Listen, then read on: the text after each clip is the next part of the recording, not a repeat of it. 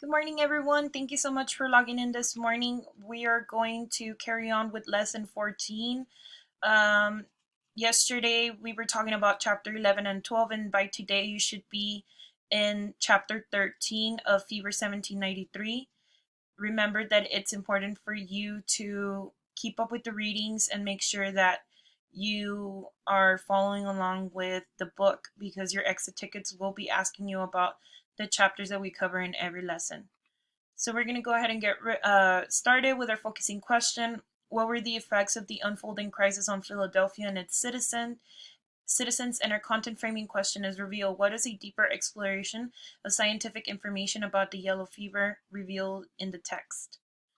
So we're going to go ahead and analyze an epigraph that is presented to us in the beginning of chapter 13. We don't remember what an epigraph is. It's the quotes that are presented at the very beginning of the chapters. In this case, our quote says, American ladies require a peculiar mode of education. So you can find this in page 88. So we want to analyze why might Anderson have chosen this epigraph. So why did she choose to give us this quote at the beginning of the chapter? So this quote isn't talking in regards to American women and how they require a peculiar mode of education. So peculiar means different or unique way of education. So the quote is saying that American women require for them to be educated in a certain way, in a specific way, or different way. Maybe different from men, maybe different from um, other members of society. So we want to know why did she choose to put this epigraph right before? So as we mentioned, maybe Anderson wanted to show a contrast between what people at the time thought about girls and what they were capable of. So remember, this is the 1700s. Women do not have a lot of rights. There's these stereotypical titles on them and expectations on them. Their expectation is to grow up, be mothers, and do household duties and take care of the children. And during this time, girls are taught to be prim and proper and do primarily household tasks. So again, you have to be proper, you have to be delicate. If you remember back to the teacup scene where they're having the tea party, the girls have to be very like uptight. They have to keep to themselves. They can't really like speak out. They just have so many rules they have to follow. And the reason why she could have brought up this quote could be because at this point in the chapter, or if you remember, chapter 12 is talking about how the grandpa and Maddie are left on the side of the road and they're trying to fend for themselves and like try to figure out how they're going to survive. And Maddie is challenging these ideologies. So she's challenging all these ideas that women are only supposed to be careful and they need to be cleaning and they can't really survive on their own, because she's surviving in the outdoors and doing very physical tasks like catching fish, or she went for water and she followed the stream.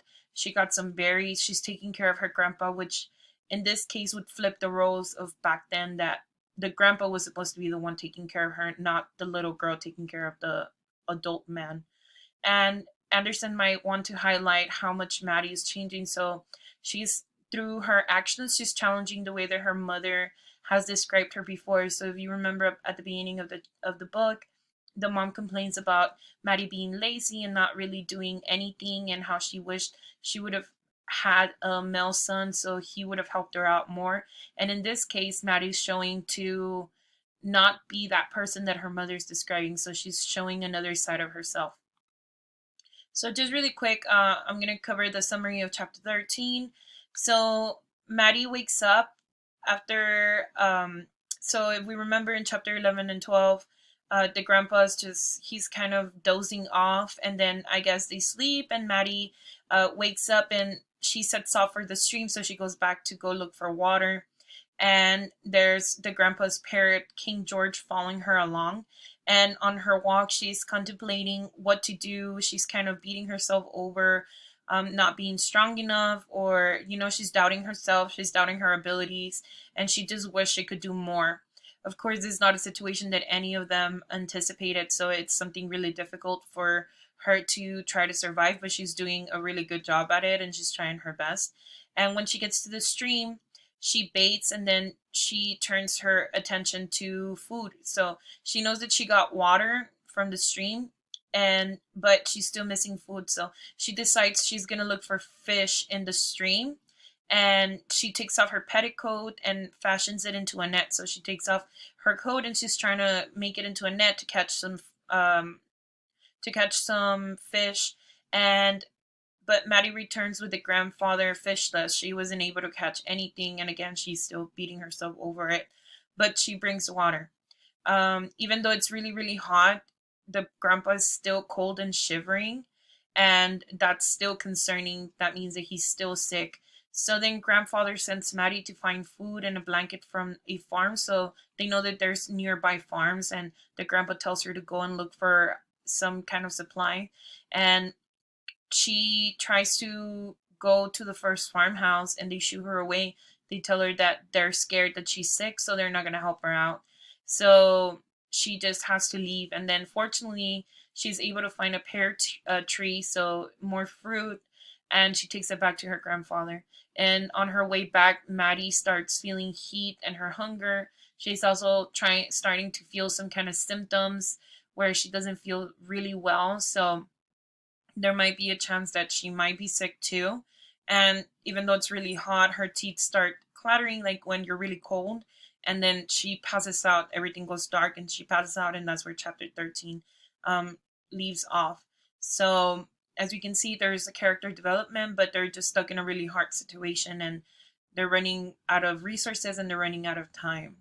So as now we're going to review the symptoms. If we don't remember what the word symptoms means, it means, when you have a cold, what are the symptoms? You're coughing, you have a stuffy nose, you have a fever. So those are symptoms, like the way that the illness is manifesting in your body. So the way that your body's reacting to the illness. In this case, we're going to analyze the symptoms that grandfather presents and then the ones that Maddie's presenting.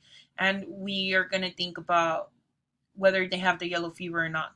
So the grandpa mentions that his heart is beating fast, his nose is red, that his throat is raspy, so it just kind of like itches or hurts, and he feels cold and is exhausted and weak. So these are similar symptoms to the yellow fever, but his eyes are still not yellow, so they can't really say, well, that's what he has, and he doesn't have the harsh symptoms like the mom did. And then Maddie has a parched throat, so her throat is really bad too. It hurts.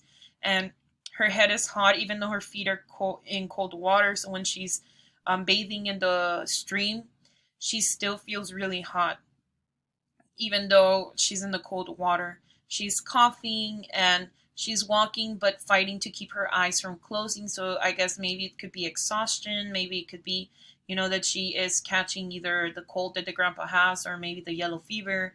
It is unclear. She's breathing heavily and then she starts hearing voices that are whispering. So obviously she's losing consciousness and eventually she passes out. So those are some of the symptoms.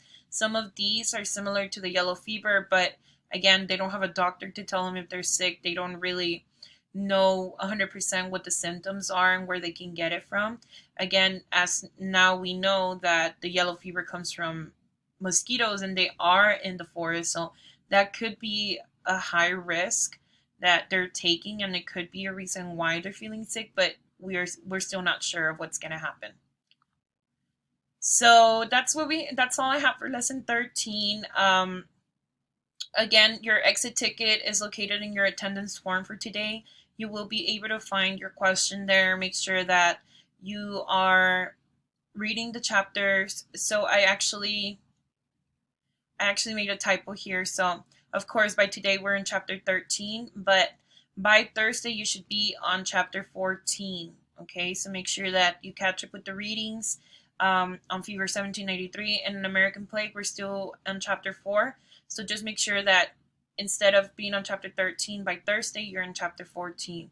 And then again, your assessment 12A closes today, Wednesday, 4/29 at 11:59 p.m.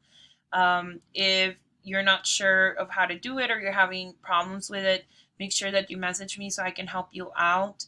I did break it down on Monday's video. So if you didn't watch Monday's video, make sure that you're watching it. And again, every exit ticket that you're doing, those are points that you're accumulating. So I can go back to your low grades and give you 10 extra points for every exit ticket that you do. So make sure that you're keeping up with that. That if you have any questions, you message me and I'll help you. I'm more than happy to help you. Just make sure that you're reaching out on time. I am receiving a lot of messages at 11 p.m., 12 a.m. I know that maybe your sleep schedule might be messed up, but you have to be conscious that I'm not on my phone at 1 in the morning, 2 in the morning. Make sure that you are being conscious and respecting my time as well. If you give me a message, I'll get back to you, but don't expect me to answer back at very late times of the day. Again, our exit our exit tickets and attendance forms do close every day at 8 p.m. That's another thing. I keep getting messages. Oh, at 9, 10 p.m. I can't see the attendance form. I can't access it. You need to make sure that you're logging in during our class time and that you're at least doing the attendance form before 8 p.m. If not, you're not going to be able to get attendance.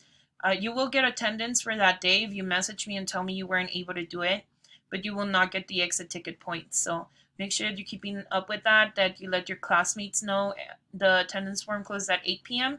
That includes your exit ticket. So if you're trying to do it at 9, 10 p.m., it's not going to let you do it. You need to be strict on the deadlines because everyone else is logging in at the time they're supposed to, and it's not fair that I leave it open that late and everyone else does it whenever they want to. You have to respect the time and you have to respect my time as well. So just make sure you're keeping up with that. And again, just message me. I'll get back to you whenever I can, but also be conscious of my time. Um, but aside from that, that's the only thing you have to do for today. Just make sure you complete the exit ticket. Make sure that by tomorrow you're in chapter 14 and that you are in An American Plague Chapter 4. Okay, hope everyone has a wonderful day. Bye, everyone.